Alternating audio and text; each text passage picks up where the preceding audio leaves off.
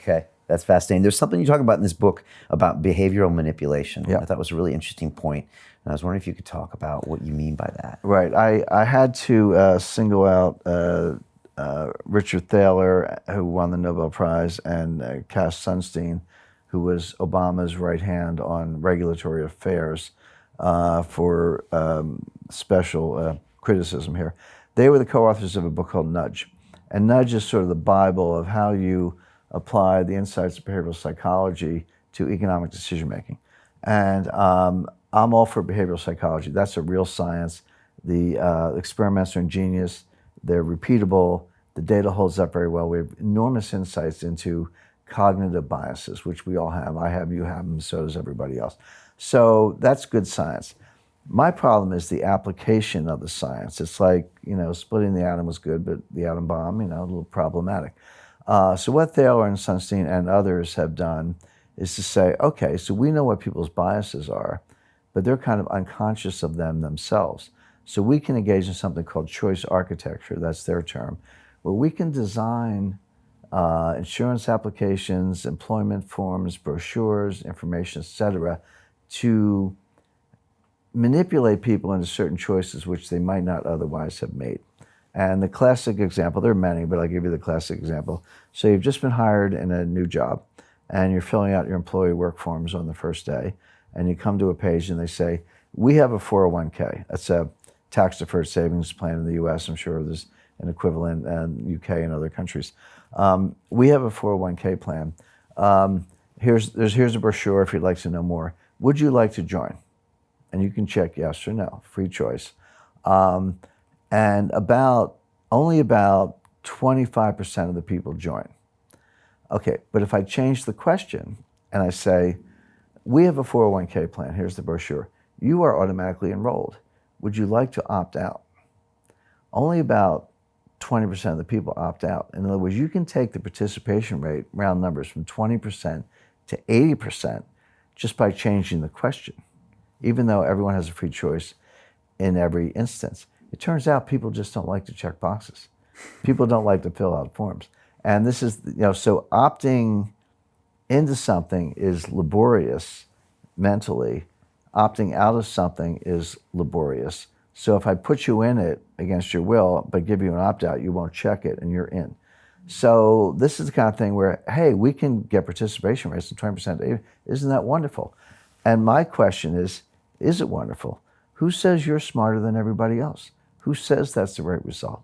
You're an arrogant PhD professor manipulating people's biases to force them into choices that may prove disastrous. Who do you think you are?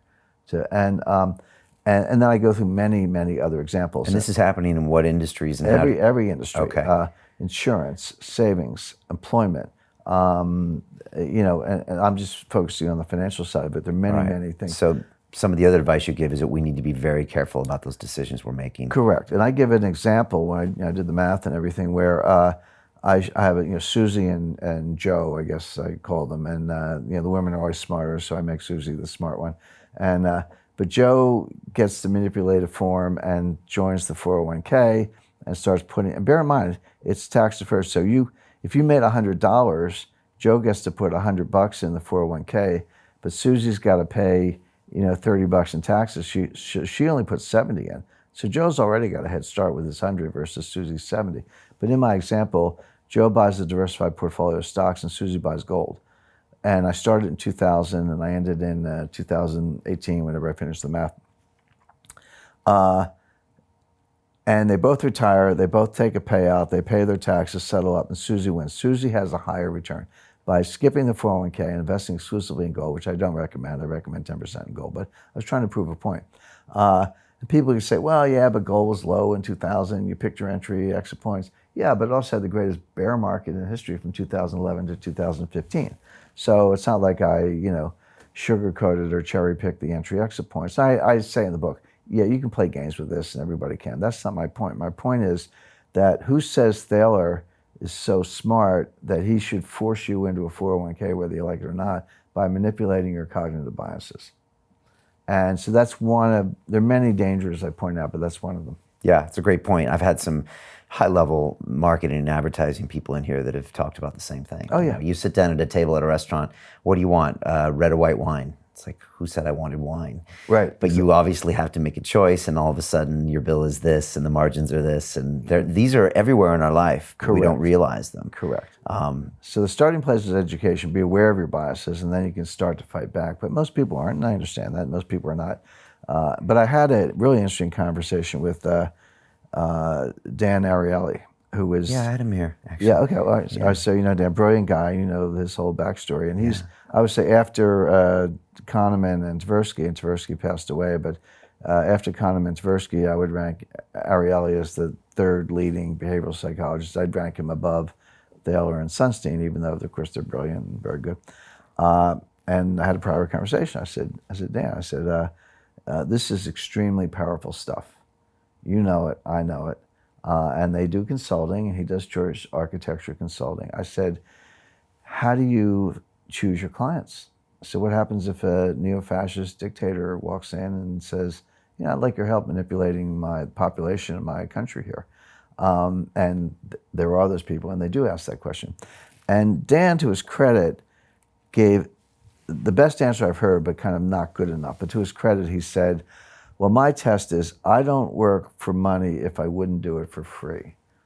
In other words, if I find you, repugnant or offensive or neo-fascist or whatever, you can't pay me enough to work for you.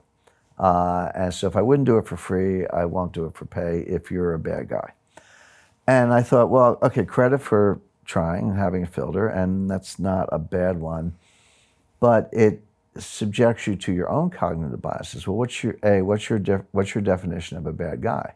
You know, maybe he has a pretty good definition, but some people don't. Are there people who favor fascists? Of course there are. Are there people who would do it for money? Of course there are. So this genie's out of the bottle, and we have to be.